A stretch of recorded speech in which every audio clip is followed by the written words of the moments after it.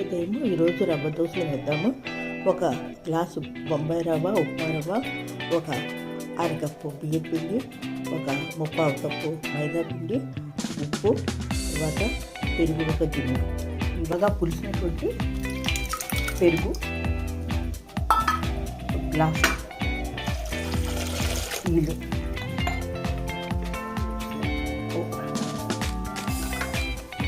ఇప్పుడు పచ్చిమిర్చి తరుగు, జీలకర్ర, కొత్తిమీర తరుగు వేసి కలుపుదాము. ఒక 15 నిమిషాలు అయిపోయింది కదా, పలుచగా వేసుకోవాల్సి ఉంటుంది.